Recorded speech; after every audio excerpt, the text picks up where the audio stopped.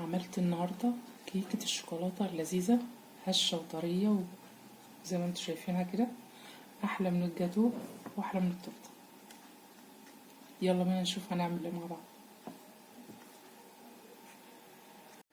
هنعمل مع بعض النهارده كيكة الشوكولاتة. هقول لكم بقى المكونات على السريع كده. المكونات الجافة الاول، 2.5 كوباية دقيق، باكو بيكنج باودر، 3 معالق كاكاو خام، ذرة ملح، وهنقلبهم على بعض. المكونات الجافة يبقى اول حاجة 2.5 دقيق، عليهم باكت باودر، عليهم 3 معالق كاكاو خام يكون طعمه كويس.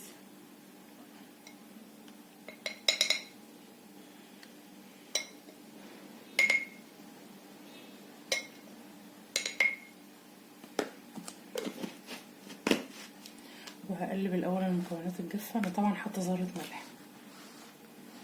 هقلب الاول المكونات الجافه.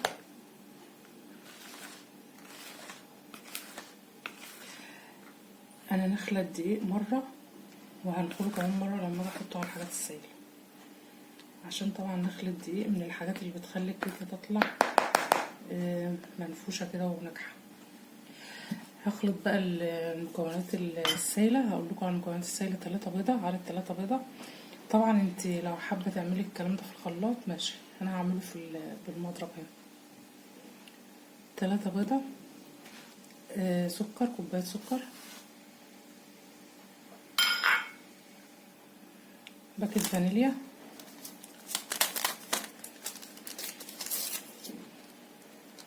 دي المكونات السائله. هنعملها مع بعض يا في الخلاط يا في بالمضرب اليدوي لو انت عايز. بس طبعا اهم حاجه لازم السكر يدوب تماما، عشان السكر لو مدابش بيعمل فراغات في الكيكه. عليهم نص كوبايه زيت، عليهم كوبايه لبن. بس دي المكونات بتاعتنا، مكونات سهله وبسيطه جدا، والكيكه اصلا من اسهل الكيكات اللي هتعملها في البيت. هضرب كل الحاجات السائله دي مع بعض كده بالمضرب لغايه ما السكر يدوب، وبعدين اوريكم هنعمل ايه. تمام كده. انا قلبت الحاجات السائله اهي لغايه ما الزيت يختفي تماما. لازم تقلبيه لغايه ما الزيت يختفي تماما من ما عملوش اي اثر معايا. شايفين؟ هنزل بقى بالدقيق والحاجات الجافه بتاعتي. بس وانا بحط الدقيق هنخله للمره التانية،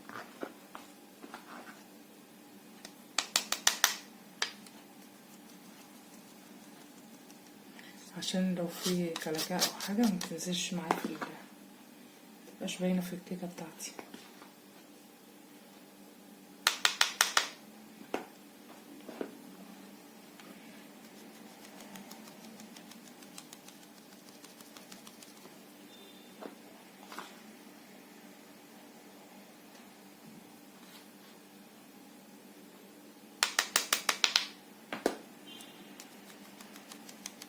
تمام كده. وهبدأ بقى اخلط شوية الدقيق دول مع السائل لغاية ما يختفوا. بعد كده احط الكمية التانية.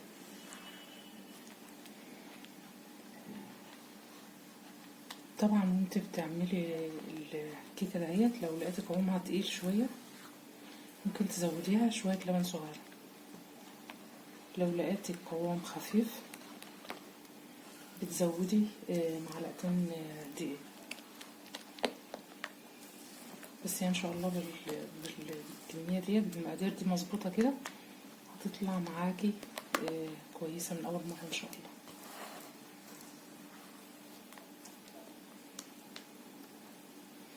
انا طبعا لسه هضربها بالمضرب، هقلبها بالمضرب في اتجاه واحد، بس انا بضيع بس كميه الدقيق اللي انا حطيتها ده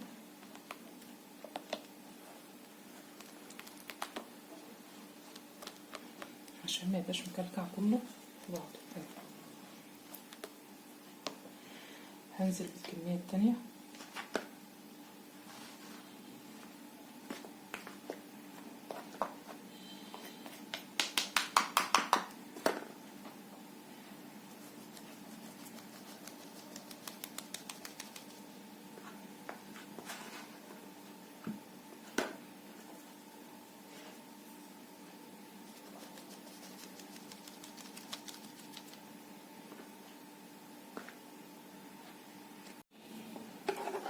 ده القوام بتاعنا اهو. طبعا بتقلبي كده في اتجاه واحد لغايه ما كل المكونات تمسك في بعضها، يعني تدوب في بعضها. بعد كده هتفضيها في صينيه مدهونه، انا دهنها سمنه ورشه فيها دقيق بسيط كده، وبتدخلها على فرن. طبعا مولعه بقاله شويه، بتقعد تقريبا من 35 دقيقه ل 40 دقيقه في الفرن.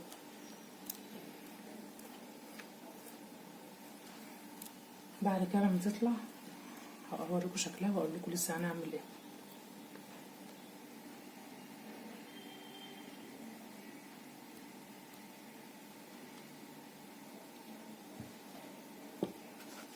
نوسعها كده في الصينيه،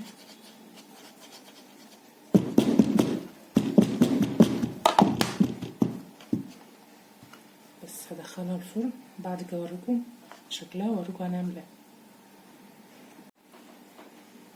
ايه. طبعا بقى على ما الكيكه تطلع من الفرن هنحط عليها نص كوبايه لبن، وعليها معلقه قهوه سريعه الذوبان. وحضرت صوص الشوكولاته. طبعا عملت معاكم صوص الشوكولاته قبل كده في الخلاط، لكن صوص الشوكولاته ده عاملاه على البوتاجاز. هقول لكم مكوناته. ده طبعا هنحطه على الكيكه، بس ان شاء الله لما الكيكه تبرد. دي كوبايه لبن، معلقتين دقيق، معلقتين كاكاو، 3 معالق سكر، وباكيت فانيليا. ده بتقلبوهم على البارد، وبعد كده بتحطوهم على نار هاديه. بيطلع معاكي احلى صوص شوكولاته وتقيل وعمرك. شوفي شايفين القوام بتاعه عامل ازاي. ان شاء الله لما الكيكه تبرد هوريكم هنعمل ايه. دي شكل الكيكه بعد ما طلعت. هسيبها تبرد وبعد كده هوريكم هنعمل ايه خطوه بخطوه. هي بردت دلوقتي. هسقيها بقى بنص كوبايه اللبن على معلقه القهوه.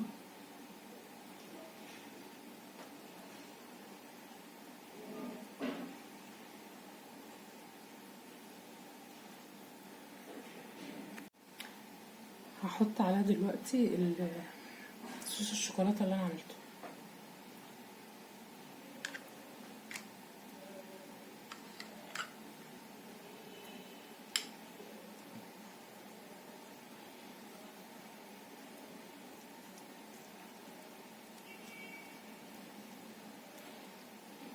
طبعا ممكن تكتفي بان تاكلوها كده، يعني ما تحطش عليها صوص شوكولاته ولا حاجه، تمشي كده.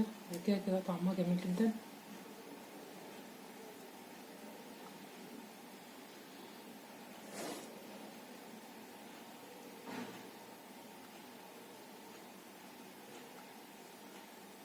هسويها كده كويس وبعدين اوريكم شكلها عامل ازاي. دي شكلها اهي. هزينها بس كده بشويه كريمه وبعدين اوريكم شكلها عامل ازاي.